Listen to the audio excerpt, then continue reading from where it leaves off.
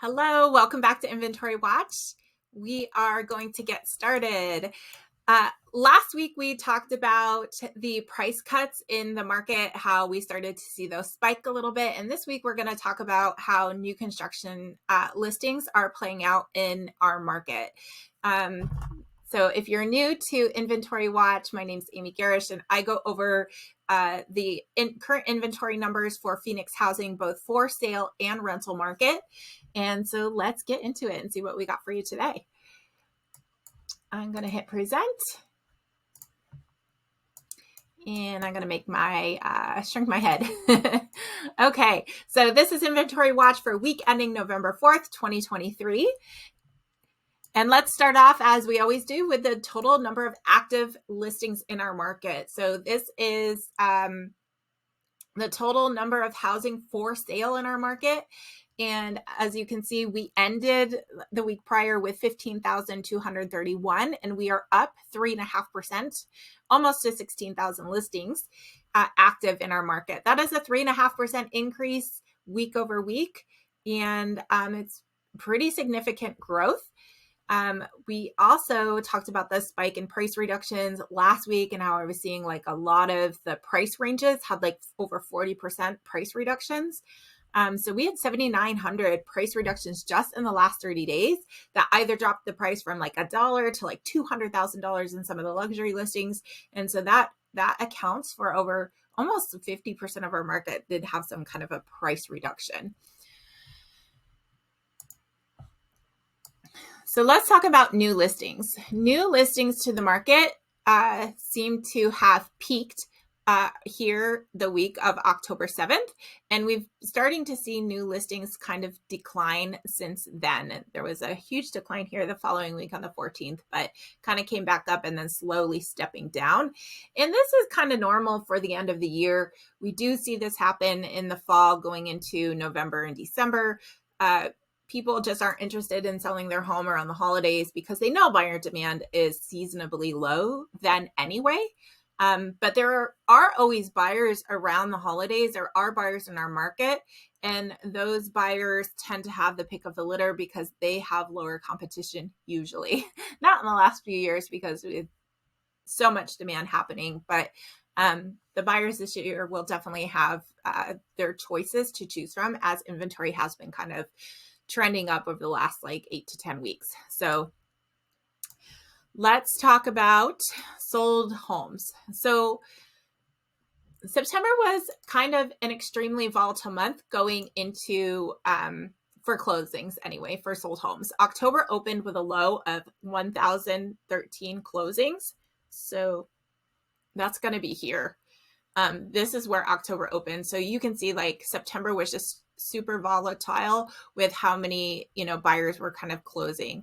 And what we usually see here is that whatever the week ending, I'll just put my face over here, whatever the week ending that has the last day of the month of it always has a surge in closings because people pay less interest on their loan if they can close closer to the end of the month. So people always like to close the last week of the month.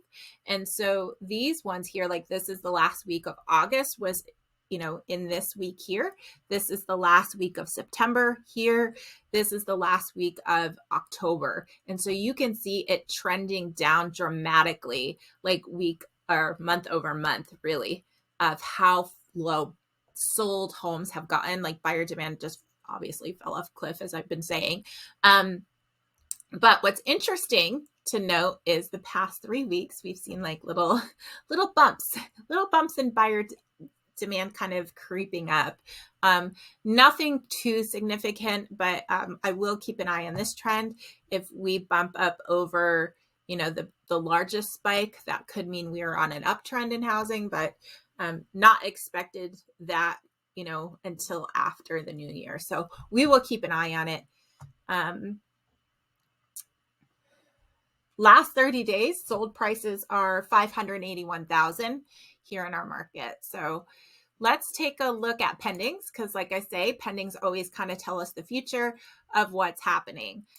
So again, we had a week over week in actually a reduction in pendings. You can see that we did, this could be part of the spike that what we saw in October. This could be the last of like the buyer demand going into November. We did see a almost 7% decrease in active buyers in the market. Our average under contract price is $589,000. That usually we see dip down a little bit because what people go under contract for is not always what they close for. There's always some negotiations happening. And with the downward pressure of the market, I would imagine these would close for a little bit lower. But we will keep an eye on it. Total pendings. So I want to introduce you guys, if you've been following me, I want to introduce you to a new metric here, and this is going to be called the pending ratio. So the pending ratio right now is at 38%. That means 38% of the homes of homes on our market are under contract compared to how many we have actively listed. And so every week I do this little thing where I'm like, oh, as inventory rises and buyer demand falls, right? So this pending ratio is actually a metric for that. And so as the pending ratio, if it falls, that is how we're going to start predicting price reductions and price movement in the negative direction, right?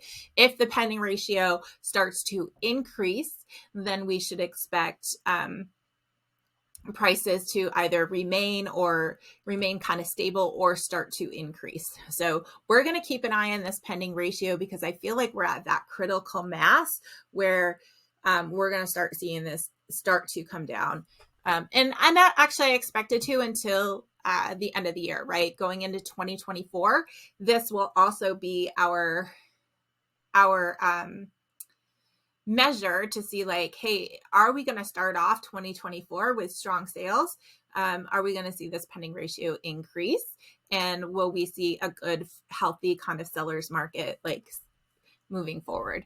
Or will it remain in the buyer's hands? So we will see. Because I still feel like neither one or the other is owning this market right now. I feel like it's still like a weird stalemate, even though sellers are freaking out.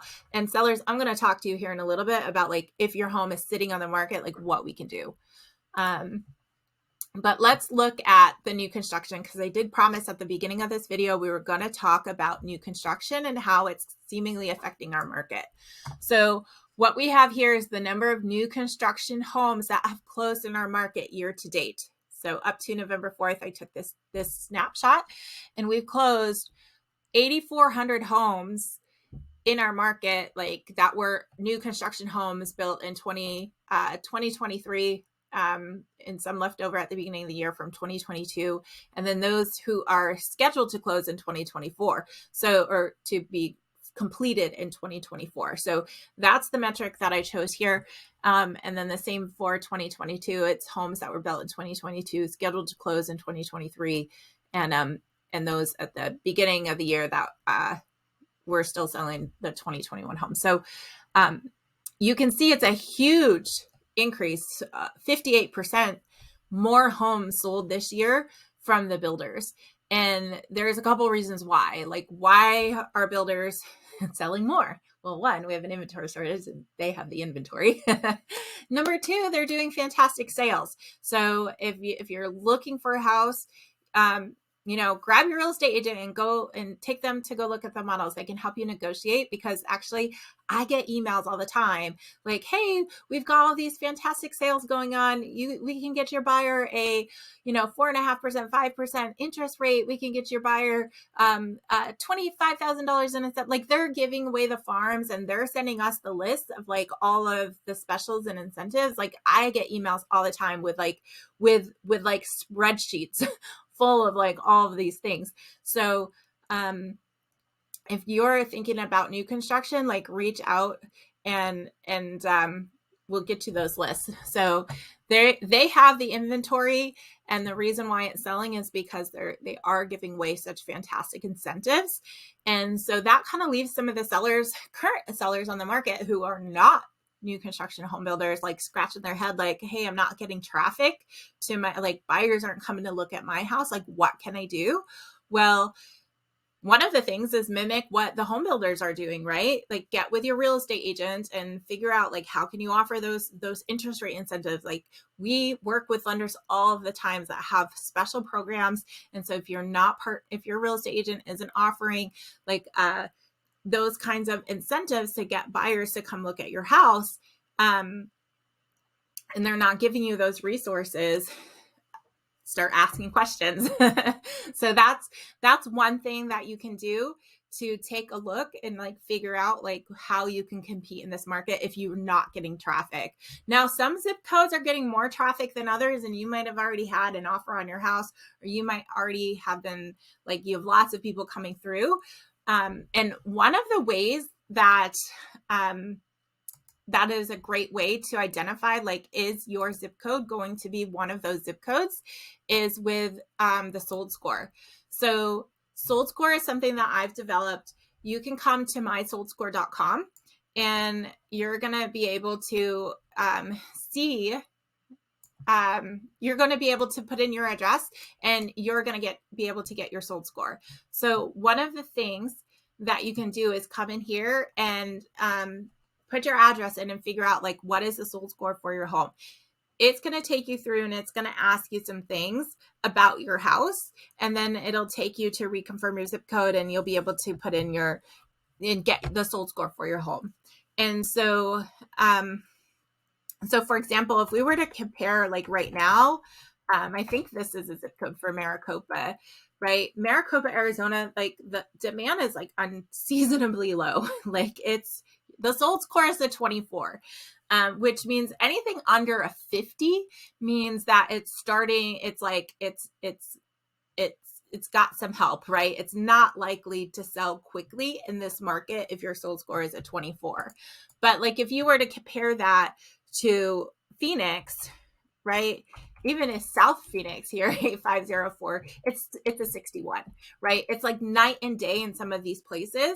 And I know last week when we were talking about like, seeing the rental market and seeing the price increases and how the price increases or decreases, not increases, how the price decreases happened in the last crash, like way out Santan Valley first and Maricopa and Goodyear. That's kind of what I'm seeing with my sold score. It's like predicting that like Maricopa had a really low sold score. If we put in 85143, whoops, that is one of the zip codes in Santan Valley. So you can see they're barely just under 50. So they're at a 44.8. So they're starting to crumble too down there in Santan Valley a little bit. And if we look at that 85024, which is that North Phoenix zip code where it's like Paradise Valley Schools, plenty of demand there at 60. So it is creeping closer to 50. So if you're thinking about selling your home, you might want to take a look at your sold score and start planning to see like, hey, how is my zip code doing? How is my address doing? So that's one of the tools that you can use if you're thinking about selling your house, or you're wondering why you're not getting traffic. Come get your sold score and check it out. So if we come back and we look at the new construction, we'll go back into presentation mode because I always mess it up if I don't. So we can see, so we're up 58% year over year. And if we look at new construction homes represented almost 7% of the market in 2022, but in 2023 so far, and the year hasn't ended yet, it's represented 13% of our market. So it's quite a huge increase in sales coming from new construction. A, again, because they have the inventory. B, because they're offering such fantastic specials and incentives and, upgrades and things like that, trying to get people in the door to purchase. And so that's another thing, like why buyer demand may be low, right? It's because they're skipping the MLS listings altogether, and like they might be going straight to the builder, and it might not even be reflected on the MLS because they don't put all of their homes on the MLS. So that is another reason there. This is a map of the last 30 days of where new construction homes actually sold or actually went under contract. I think these are the ones that recently went under contract. So you can see if you're looking for a new construction, there's a lot of them in this outer radius. There's more new construction happening around the valley than inside Phoenix, but you can see there's still some new listings in there. Let's see. And then the average price of new construction, I think, was $580 something. I can't see it.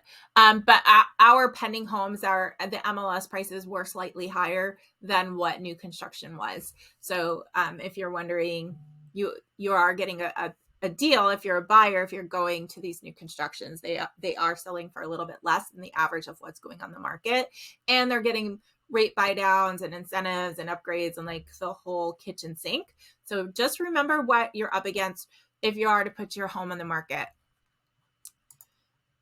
Let's kind of shift, and now let's talk about, hey, what's rental inventory doing? For the last few weeks, I've been saying, hey, rents are going down and inventory has been rising. This is the first week where we saw a hiccup in inventory here. We did see not quite 1%, but we did see a drop in inventory. Like it's like 7 houses, a drop of 7 houses, but like, so we did see a slight drop. So that means like we hit the ceiling on how much inventory has been spiking. So we kind of, it kind of stopped right now. So we'll keep an eye on it and see, like, are we going to get more rental inventory before the end of the year? And just kind of go from there. So that might put a slowdown to the price reductions that I've been seeing as inventory starts to top off. Again, this is the time of year where people aren't thinking about moving into rentals unless their lease is up, and they were one of those people that were thinking about renting around the holidays. And so there's always, leases that will expire and people will be needing to look and release. But it's good if that's happening for you this year, because compared to last year, rents are down. So let's take a look at sold inventory. We did see a sold inventory increase 6%. So rental demand, this is the first little spike that we've seen, right? We've been seeing rental demand consistently fall, and that's been leading to those price reductions. And so we will see that being affected in the sold price still, because that's where the momentum has been. So week 1, October 1st. So if we compare month over month, the average sold rental was $24.42. And for November, we opened the month at $23.18, which is a 5% decrease in rents. So that's good for affordability.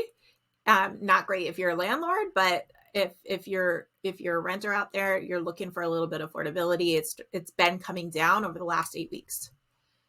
Pendings. I didn't update this number here. This number should be 281 for the total pending numbers. So we have seen again some volatility, right? We saw the total number of renters in the market just totally flatten out, bottom out down here. I think we peaked at the bottom. What is that? September 9th.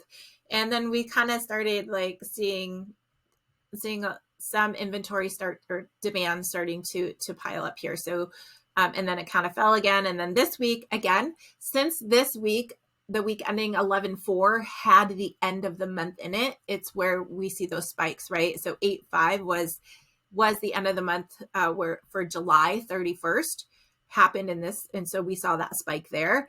And then we saw this spike here, 9/2. And 9/30, we saw, so here, 9/30, and then we did see an increase. So from the end of September, this is the end of October. So from the end of September to the last week, like week ending October 31st, we did see an actual increase. So we've bottomed out on low rentals. And so we'll see, are we just going to kind of float along, or are we going to see an increase in spike in rental activity? I think we'll just kind of float along, and we'll consider like this area like a new normal, I think, until going into January. But we'll watch it, see if we spike over this one here, then we're changing, we're shifting directions. So if you find any of this information valuable, please subscribe to the channel or like this video, because I do this every week, and I do it for free. I do it for you guys so you guys can stay on top of the market. I love doing this, and so I would appreciate some love. I will see you guys next week, and I'll leave the links if you want to get your sold score down below. Thanks for joining me. Have a great day.